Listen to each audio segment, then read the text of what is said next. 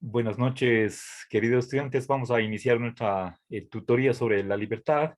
Muchas gracias por su asistencia. A ver, quiero eh, añadir más información a las concepciones que ya hemos visto, más en el sentido de complementación, antes que nada. A ver, son básicamente cuatro ideas que quiero añadir. A ver, quisiera empezar con mencionando a McCallum.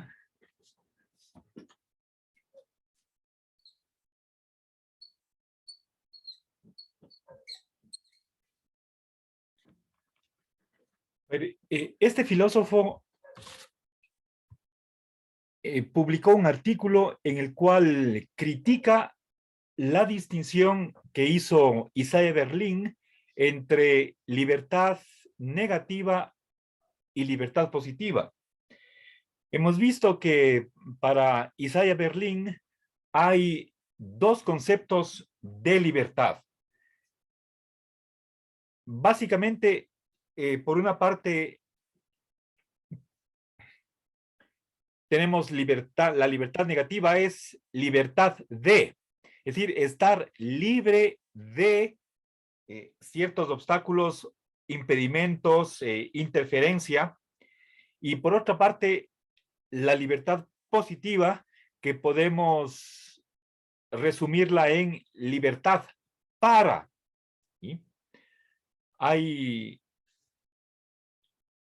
bueno, ese es otro de los puntos que hoy quisiera desarrollar un poco más. El propósito, el fin, el objetivo de la libertad. O sea, podemos preguntarnos, ¿libertad para qué?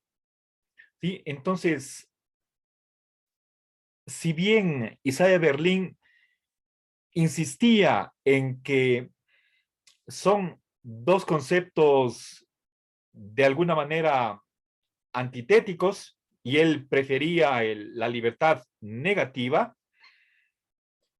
para McCallum hay un solo concepto de libertad. ¿Sí?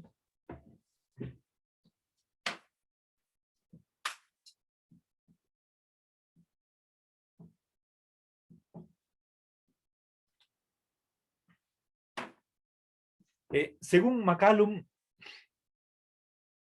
si es que nosotros quisiéramos hacer un análisis conceptual de lo que es la libertad, entonces vamos a encontrar tres elementos. ¿Sí? El X es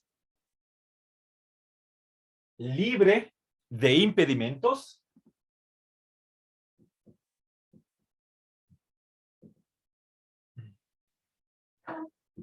Para lograr algún objetivo. ¿Sí?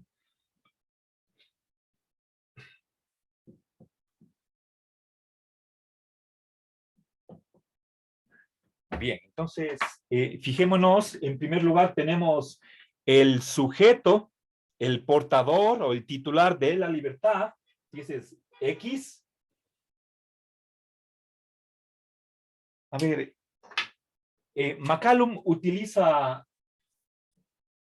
ver, si no estoy mal, aquí para libre de impedimentos, ese es el factor y para alcanzar, perseguir o lograr un objetivo. Ese es el elemento Z. Entonces, tenemos aquí tres elementos. El, el sujeto que viene a ser o no libre. Estamos hablando de personas, de seres humanos en particular. Luego, el verse libre de obstáculos o impedimentos, este es el segundo elemento. Libertad negativa. Y finalmente, como tercer elemento constitutivo, definitorio de la libertad, tendríamos el para qué. El fin al cual está subordinadas están subordinadas las acciones que realizamos y con miras a alcanzar esa meta o propósito. Ese es el tercer elemento, aquí simbolizado con la Z. Entonces, según McCallum, es un tanto arbitrario, o mejor dicho, erróneo, incorrecto, contraponer dos concepciones de libertad, la positiva y la negativa, como si fueran dos visiones incompatibles, excluyentes, y según McCallum, la verdad es que al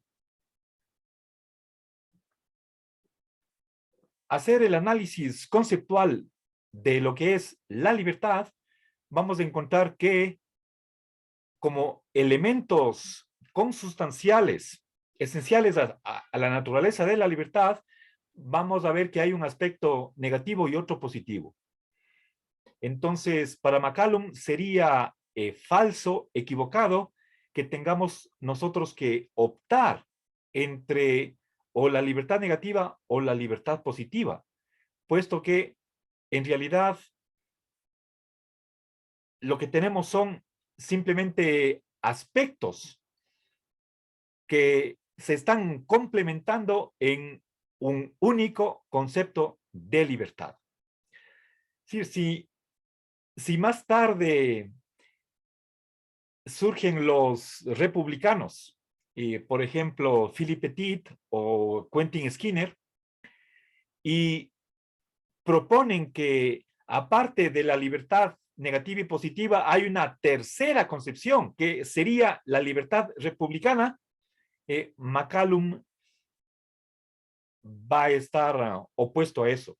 Si nos preguntáramos cuántos conceptos de libertad hay, la respuesta para McCallum es uno solo.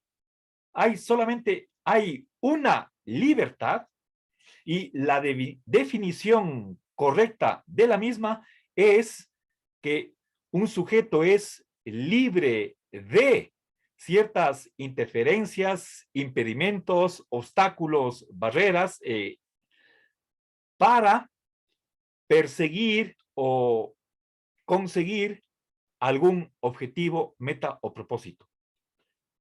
Entonces, no estaríamos, según McCallum, ante una alternativa, ante una dicotomía, frente a una disyunción o libertad negativa o libertad positiva, sino que en el fondo no hay esa oposición y por lo tanto pueden aunarse en un mismo concepto, lo que para Isaiah Berlin son dos concepciones diferentes de libertad.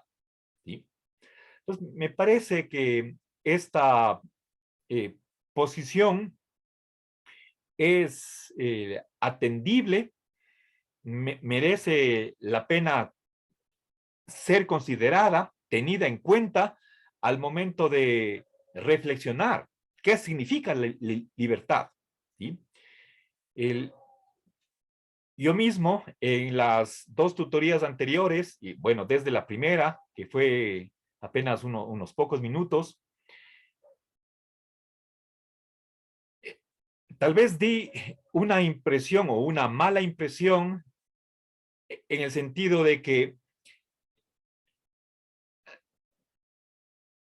la, la visión que tengamos de lo que es la naturaleza de la libertad está inextricablemente ligada a una determinada posición, como podría ser, por ejemplo, liberal, republicana, socialista, determinista o libre arbitrista, y ustedes pongan la etiqueta, pero eso quizás un poco oscurece el hecho de que en el fondo, si es que McCallum tiene razón, no hay esa disputa entre varias concepciones de libertad, caeríamos ahí en un relativismo y más bien dar espacio o pensar en la posibilidad de que no hay más que una sola definición de libertad. McCallum propone esta, la que está aquí, el momento de ver cuáles son los elementos necesarios, imprescindibles de lo que es la libertad, tendríamos que mencionar en primer lugar un sujeto que esté libre de interferencias para hacer algo, para conseguir un objetivo. Entonces, sería una ilusión, un mito, el creer que hay distintos tipos de libertad. Bien, entonces, por favor, les pido considerar esta posición de McCallum al momento de pensar sobre este valor o este derecho. Bien, ahora, por otra parte, quisiera, como un segundo añadido, indicar qué relación hay entre libertad y Estado. Y para proseguir con la clasificación con la que ustedes ya están familiarizados, pensemos en nuevamente libertad negativa y libertad positiva.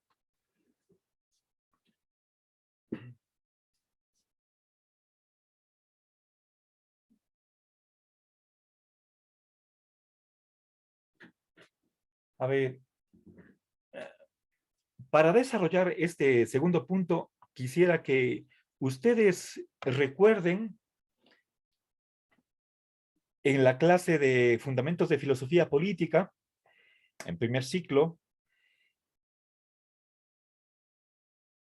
hablábamos de derechos humanos. Según cómo concibamos esos derechos, como o negativos o positivos, entonces correspondientemente íbamos a tener una determinada visión de las funciones del Estado. Así, recuerden que es un derecho negativo, básicamente aquel que impone en los demás obligaciones negativas. ¿Sí? A ver, el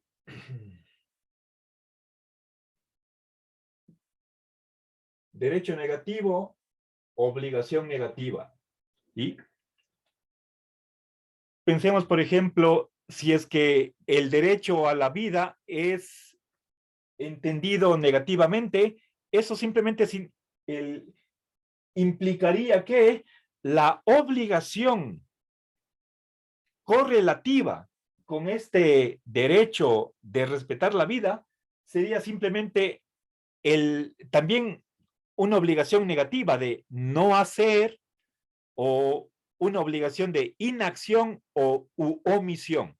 Por lo tanto, frente a alguien que tiene derecho a la vida y esta es entendida negativamente, entonces la obligación de los otros es de no matar.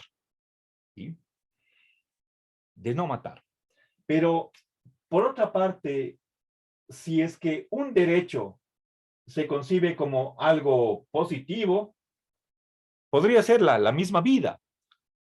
¿Sí? Entonces, la obligación de los demás es una obligación de hacer, obligación de prestar.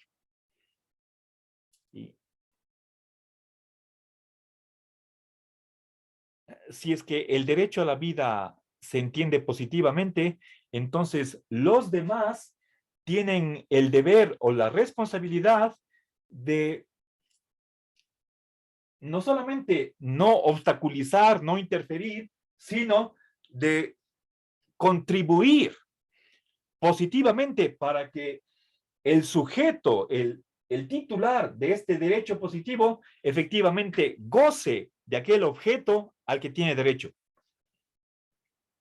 Bien, pensemos, por ejemplo, en el derecho fundamental al trabajo, ¿sí? Entonces, ese derecho es positivo y acarrea o conlleva la obligación de los demás, es decir, la sociedad, el Estado o las personas pudientes de dar empleo. Si no hay empleo, entonces tampoco habría ese derecho al trabajo, ¿sí? Entonces, aquí simplemente tenemos la correlatividad entre derechos y obligaciones. Derechos de un titular y obligaciones ajenas del resto eh, de personas o incluso la sociedad tomada colectivamente. Bien, entonces apliquemos esta relación a la cuestión de la libertad. ¿Qué tipo de Estado se sigue dependiendo de si creemos que la libertad es meramente negativa? Es decir, estar libre de obstáculos, interferencias, libre de coerción, libre de sujeción, o si es que es entendida en sentido de un, una capacidad, un poder efectivo de hacer cosas. ¿Sí? Entonces, el resultado es que, al igual que ocurre aquí con la relación entre derechos y obligaciones, pensemos qué obligaciones tendría el Estado si es que los individuos tuvieran simplemente libertad negativa. Entonces, parecería que las obligaciones estatales también son de tipo negativo. ¿Sí? Entonces, eso es el, un estado mínimo, ¿sí? O un estado guardián, si es que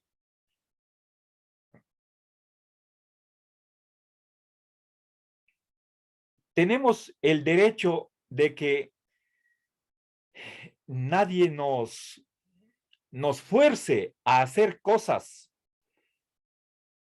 contra nuestra voluntad, cosas que no queremos, o nos impide hacer cosas que queremos,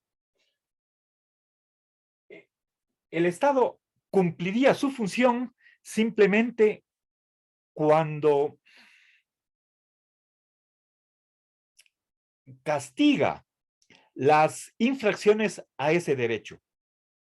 Pero por otra parte, en cambio, si es que, como piensan algunos socialistas, no puedo generalizar a todos, si es que la libertad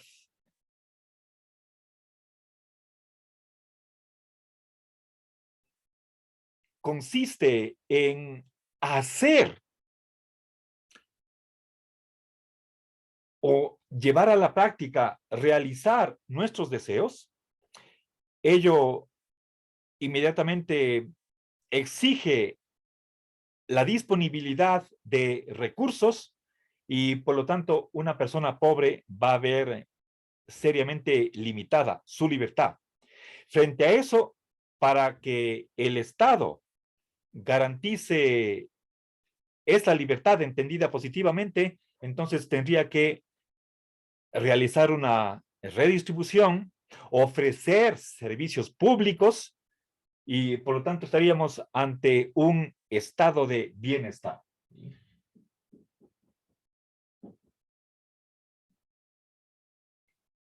Bien, por supuesto, todo lo que estoy diciendo es debatible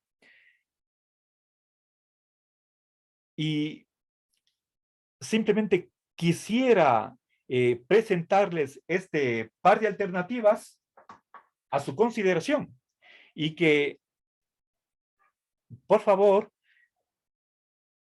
sean conscientes de que si está bien planteada esta diferencia, lo cual siempre podría sospecharse de que quizás no es así, les invito a que ustedes mismos mediten un poco más o en las lecturas que están haciendo tengan el presente en el trasfondo de su mente esta posible distinción que se podría hacer. ¿Y de qué lado están ustedes? ¿Sí?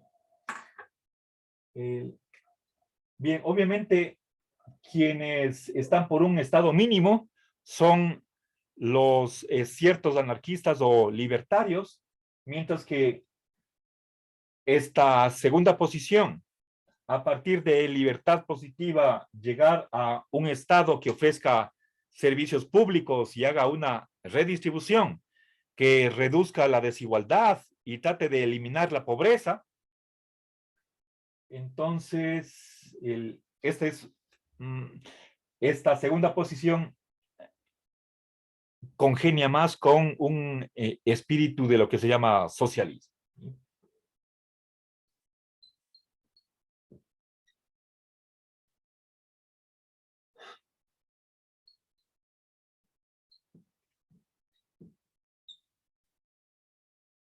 Libertarismo. Ya.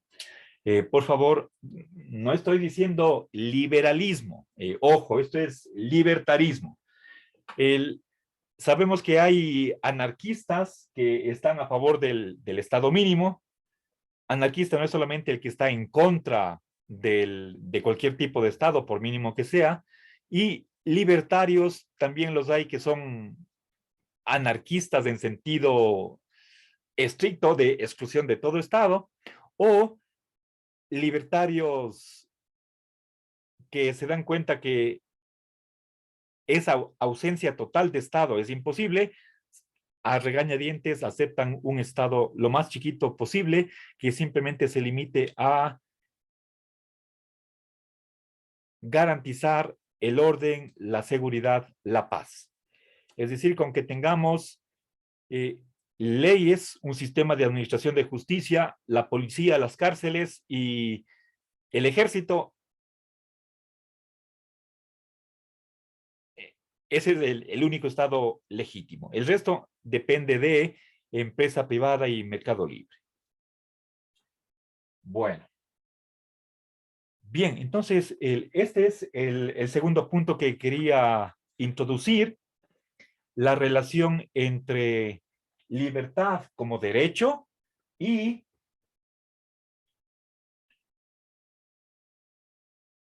el papel que jugaría el Estado frente a un individuo que tiene una libertad entendida de un modo u otro. ¿Sí? Vayan pensando, por favor, en esto, si quisiera que ustedes tomen una posición al respecto. Un tercer punto, el suplementario que quiero añadir esta noche, es la relación que hay entre libertad y otros valores.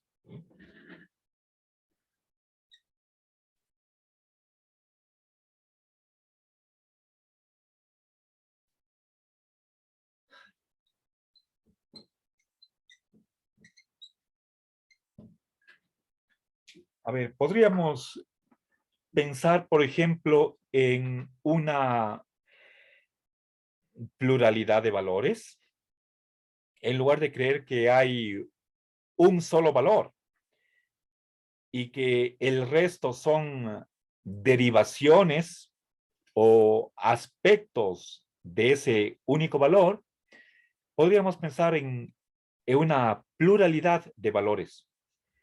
Eh,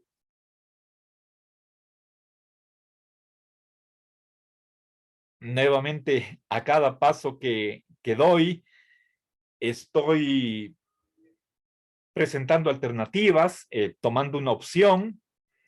El, he, he puesto frente a frente dos corrientes, o monismo axiológico o pluralismo axiológico. ¿Hay un solo valor o varios? Ahora, supongamos que haya varios, o bueno, en ese caso entonces podríamos hacernos una segunda pregunta, la de ¿qué es lo más importante? ¿Cuál es el valor supremo? El sumo bien. Entonces, una de las cuestiones que tenemos que hacernos, y les pido que ustedes la hagan, es la de si es la libertad el valor supremo o no. ¿Sí?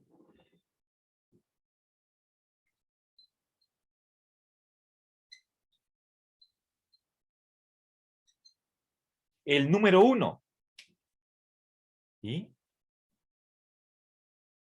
Tal vez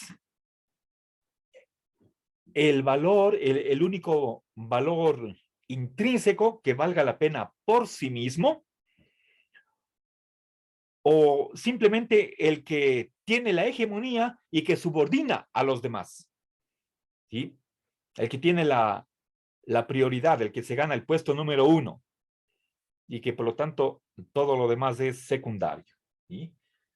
Si es que lo contrario de un valor supremo,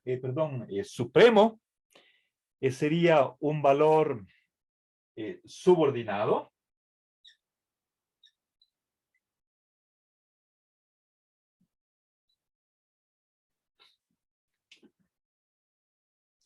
Es decir, podemos tomar la libertad como un valor instrumental.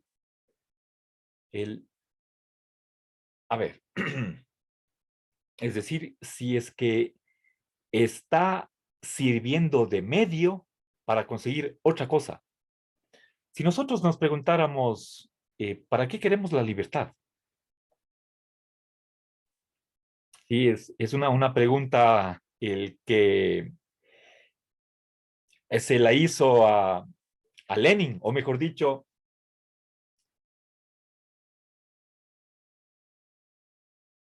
algo semejante. Después que sucedió la revolución del 1917, le preguntaron, ¿y la libertad? Y Lenin decía, ¿libertad para qué? ¿Sí? A ver, podemos nosotros preguntarnos qué valor tiene la libertad. Y aquí traigamos a la mente la distinción entre valor intrínseco e instrumental. El intrínseco es el que vale por sí mismo, como por ejemplo la felicidad. ¿Para qué queremos ser felices? Para ser felices. Mientras que supuestamente desde un punto de vista hedonista, cualquier otra entidad, la que sea, pueden ser lo que sea, tiene un valor positivo o negativo dependiendo de si producen o no felicidad y en qué medida. Eso es lo que da el valor instrumental a toda cosa, a todo objeto, a toda entidad. Eso desde el punto de vista hedonista. ¿Qué valor tiene la libertad? ¿Sí? A ver, valor intrínseco o instrumental. ¿Sí?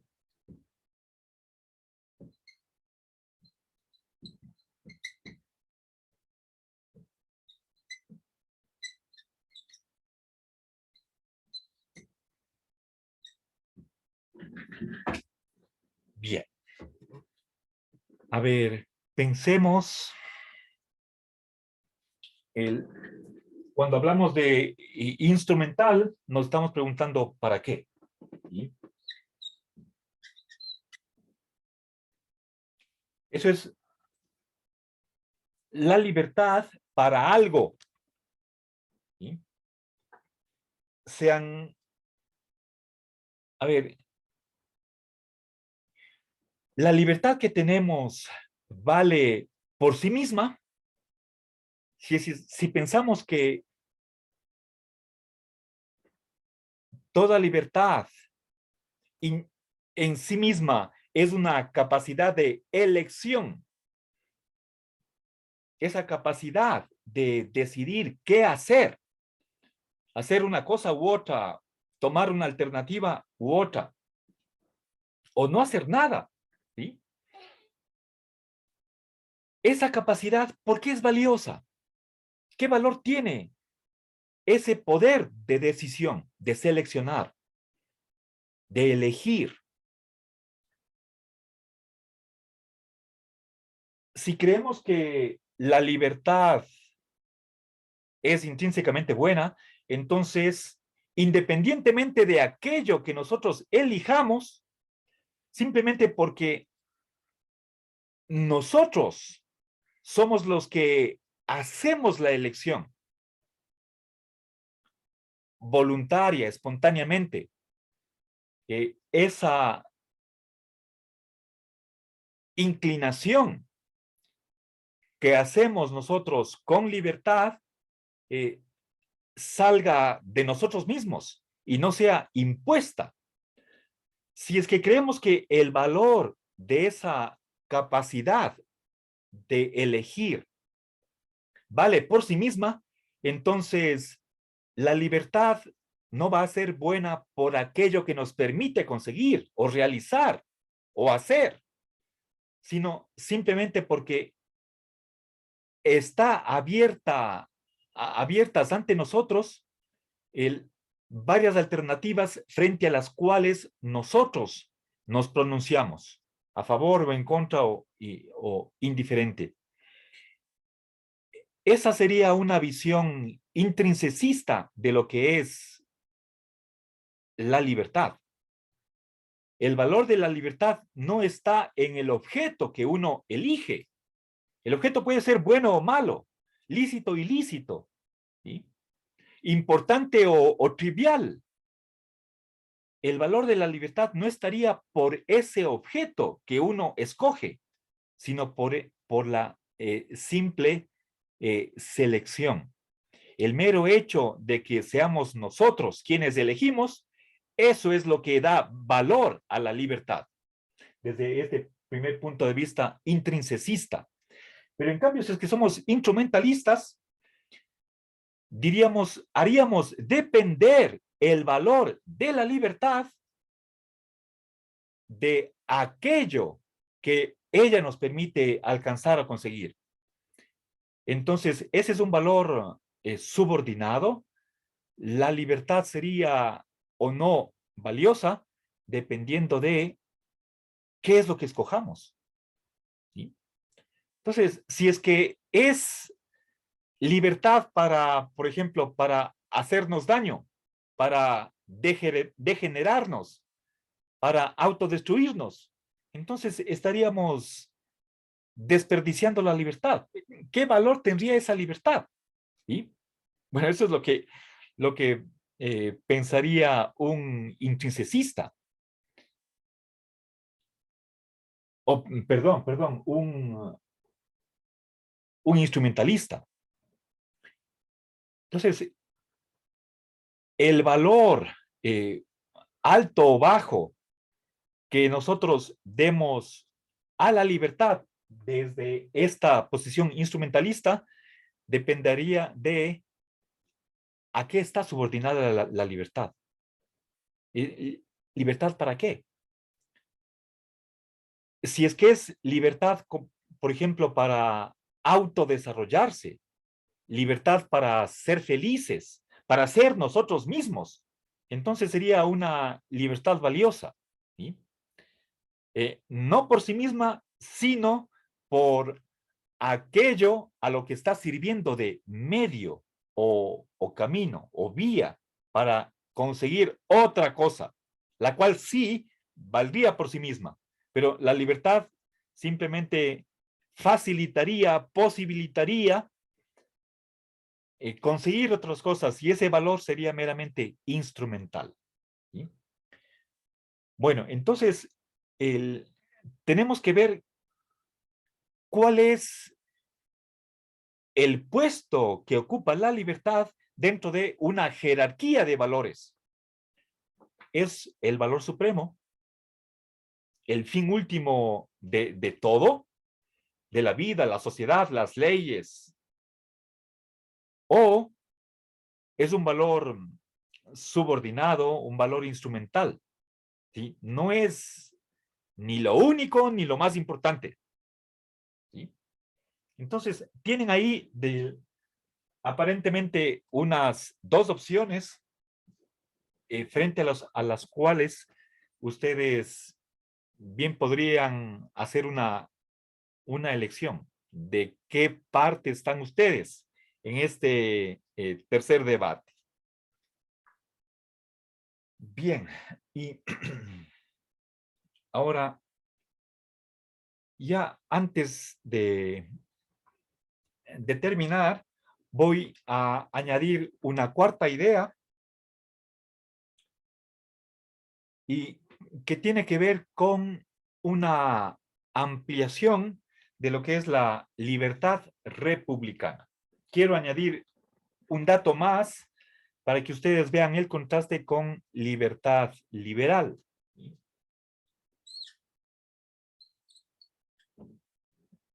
Libertad republicana. ¿Sí? Bueno, permítanme un poco insistir en que por más que estoy utilizando los rótulos de libertad liberal, republicana, socialista,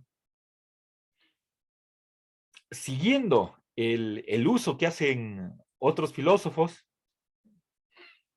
en la filosofía política, no hay necesidad de que sigamos esa costumbre. Podemos criticar esa clasificación o esa, no sé si manía u obsesión en etiquetar las concepciones. Si nosotros estamos de acuerdo con el espíritu de McCallum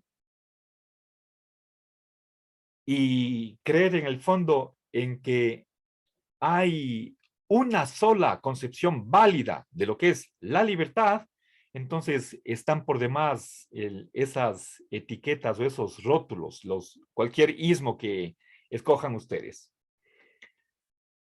Bueno, a pesar de que una posición como la de McCallum es bastantemente, bueno, perdón, es respetabilísima como cualquier otra o más, pensemos en los que se autodenominan republicanos, como es el caso de Philippe Petit. Y entre paréntesis, creo que es necesario aclarar que Philippe Petit, por lo menos desde el 2009, 2010, quizás un poco antes, ha admitido que su concepción filosófica, más que republicana, merecería el nombre de ciudadanista. Él emplea en inglés la etiqueta de civicismo, pero en español ese membrete no se utiliza mucho y más bien creo que sin forzar las cosas estaríamos en lo correcto si decimos que la posición de Philippe Petit, en vez de ser republicana, porque él admite a la monarquía y se cree que es republicano, creo más bien su posición es la del ciudadanismo. Bien, en todo caso, ¿qué es lo que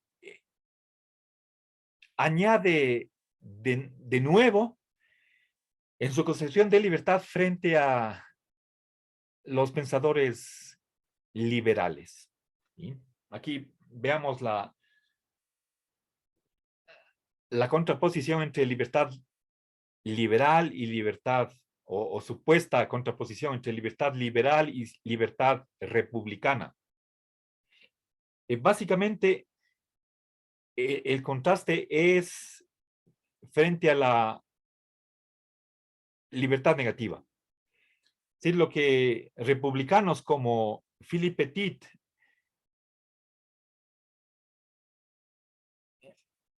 están interesados en añadir lo siguiente. Y ellos creen que una libertad negativa no es suficiente. Es decir, si la libertad fuera simplemente cuestión de estar libres de coacción, coerción o sujeción, todavía no tendríamos genuina libertad. Hay un ejemplo que pone Philippe Petit y es el de un caballo que está montado por un jinete. Sí, perdón. Si es que el jinete no jala las riendas, puede dejar que el caballo corra por donde quiera. ¿Sí? Creo que todos estarían de acuerdo con que de alguna manera el caballo es libre, pero también creo que ustedes, por otra parte, dirán, no es verdadera libertad, porque el rato que el jinete jale las riendas, se acabó la supuesta libertad que tenía el caballo. Entonces, fíjense aquí qué es lo que está introduciendo Philippe Petit en esta concepción republicana de libertad, con este ejemplo del el caballo y el jinete. No solo para ser genuinamente libres, no tendríamos el que gozar simplemente de una libertad,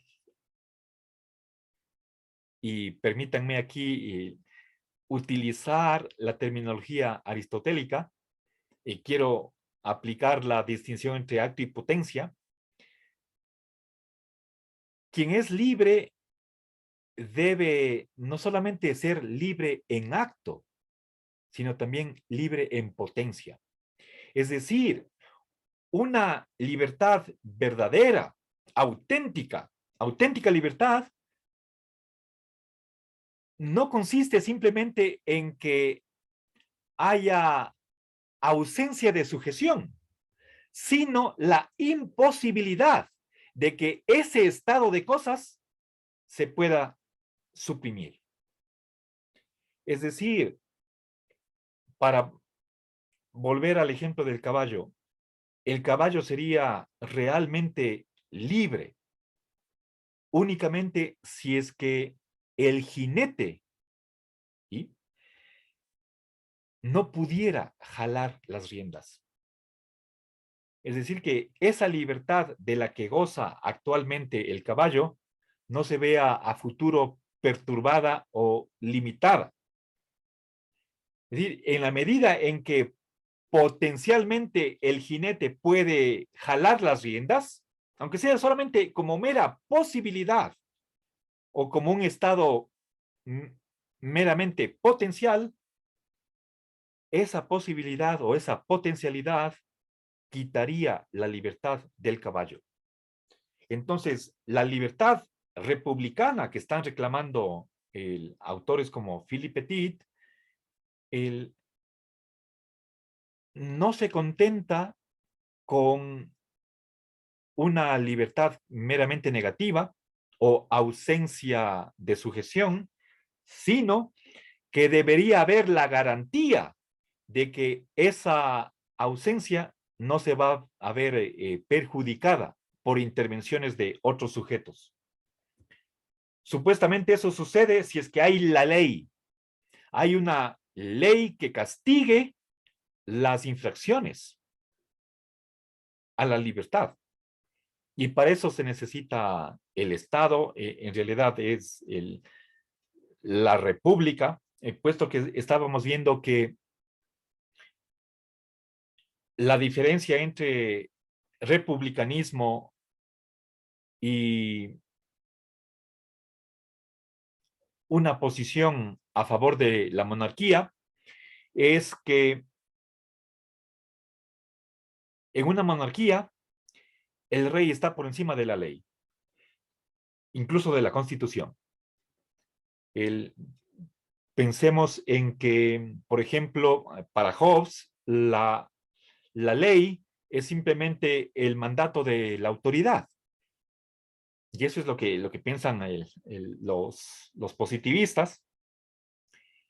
En cambio, cuando estamos en un estado de derecho, todos están sometidos a la ley, incluso el gobernante, el jefe de gobierno.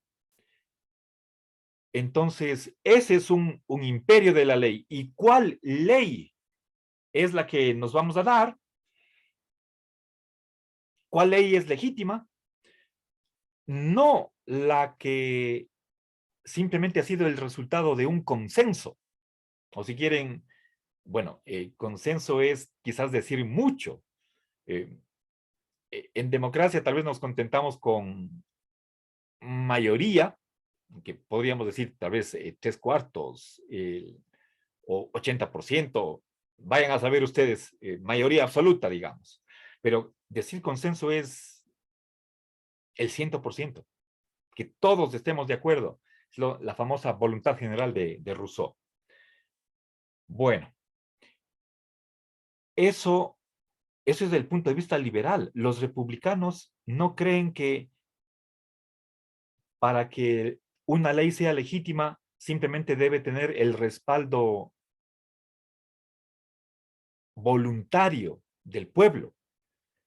Para los republicanos, la ley tiene que servir al bien común para que sea legítima. Y el bien común no es algo que dependa de la voluntad de las personas, ¿sí? O de una autoridad. Eso es algo que depende del el derecho natural, ¿sí? Es decir, está más allá de la subjetividad, no solo individual, sino también colectiva o incluso humana. Voluntad de cualquiera, incluso de la de Dios. Bueno, a ver, entonces, quería que ustedes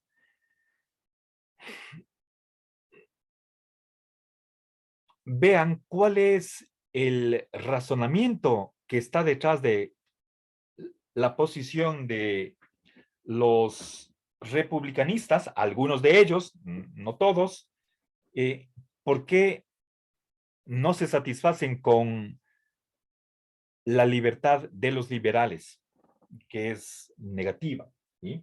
Entonces, libertad negativa no suficiente. Ellos exigen que se garantice por ley, o si quieren por la institución estatal, que infracciones a la libertad no van a suceder, que se garantice eso. ¿Sí?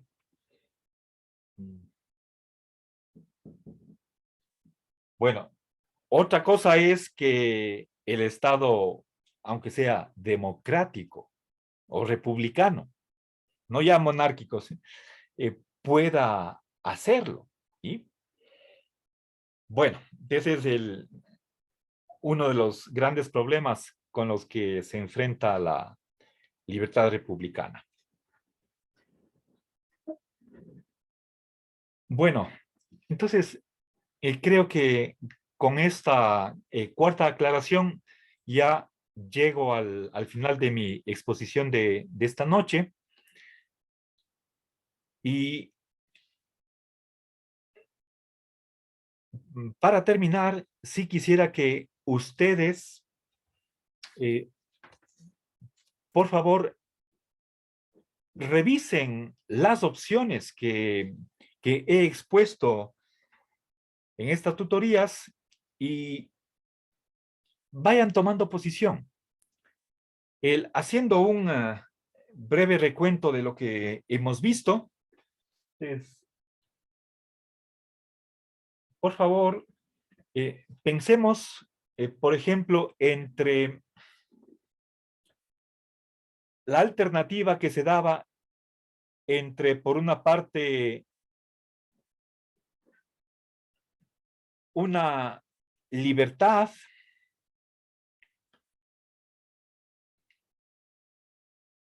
que siga la voz de la razón frente a las pasiones, ¿sí?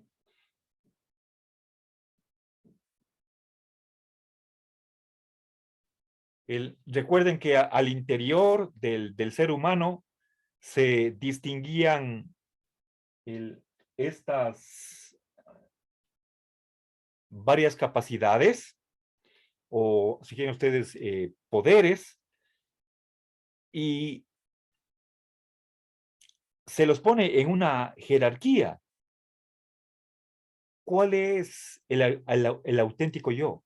El verdadero o el más valioso. ¿Qué está por encima de qué? ¿Sí? Ser libre sería seguir la voz de la razón, o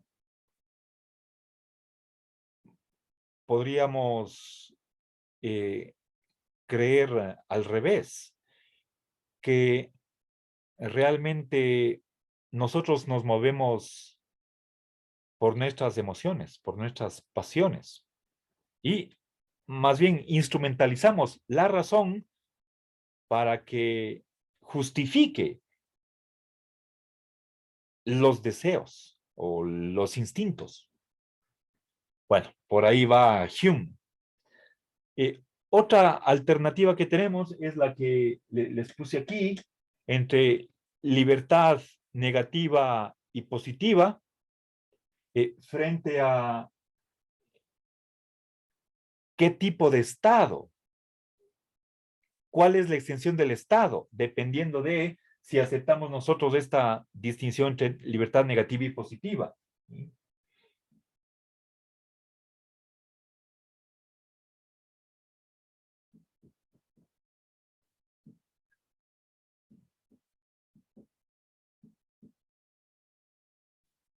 Bien, una tercera distinción es aquella entre la liberal y republicana. Libertad como aquella capacidad de hacer lo que uno quiere, o libertad para lo lícito, ¿sí? A ver, eh,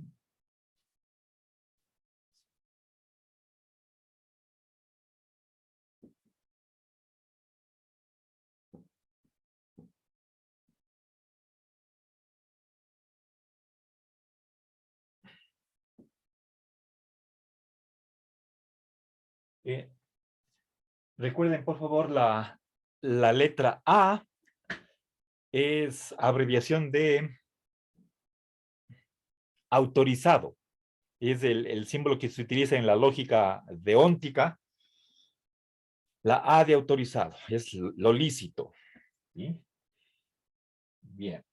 Supuestamente detrás de esta diferencia está los liberales y los republicanos, pero no quiero insistir en el uso de etiquetas hoy noche.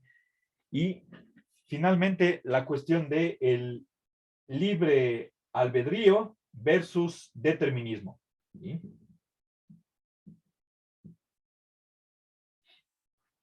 Bien, el libre albedrío entendido en sentido indeterminista, obviamente como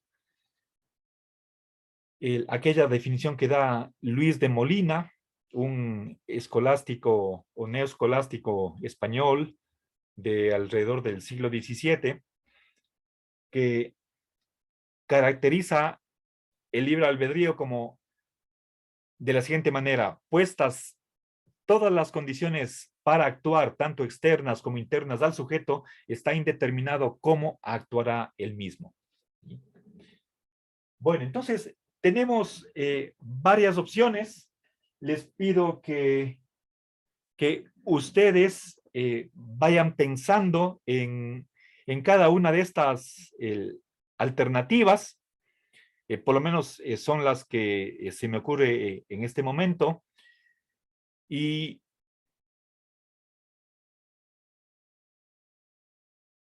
de acuerdo a eso, ustedes podrían clasificar al autor en particular que están leyendo o profundizando.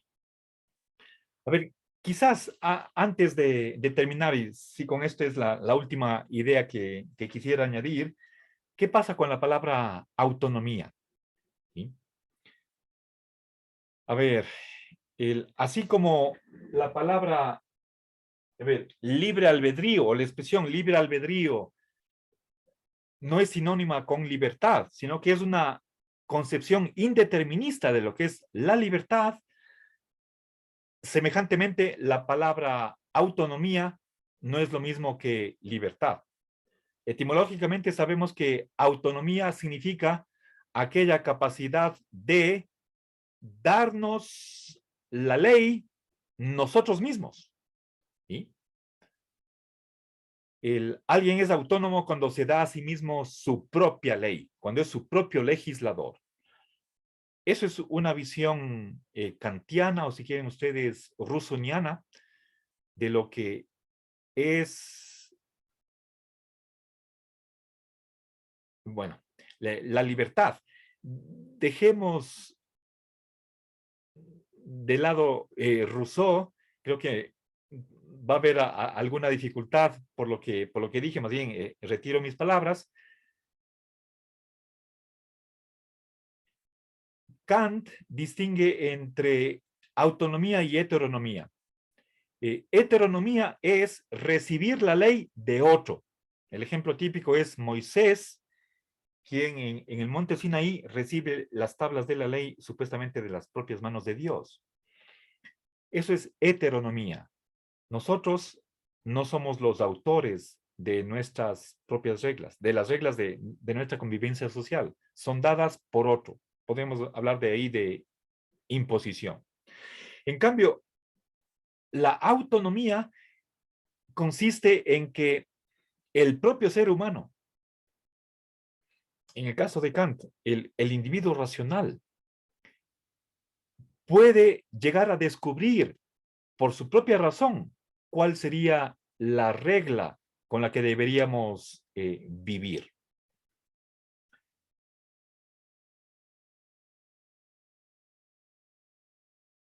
Todos podemos ingresar en ese razonamiento que hace el sujeto kantiano y luego llegar a concluir cuál es la norma universal, que es lo que determinaría nuestras obligaciones, nuestros deberes, nuestras prohibiciones.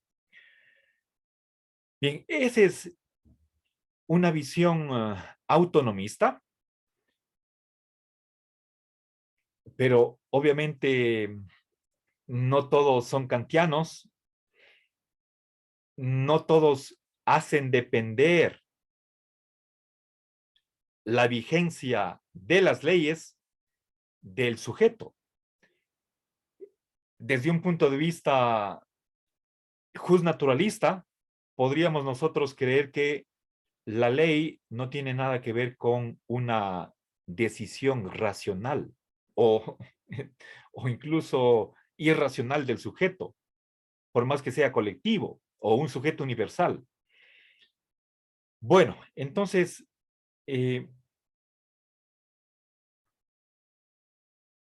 simplemente para terminar ya la tutoría de hoy noche, quisiera que pensemos en lo que es la autonomía y frente a eso el justnaturalismo.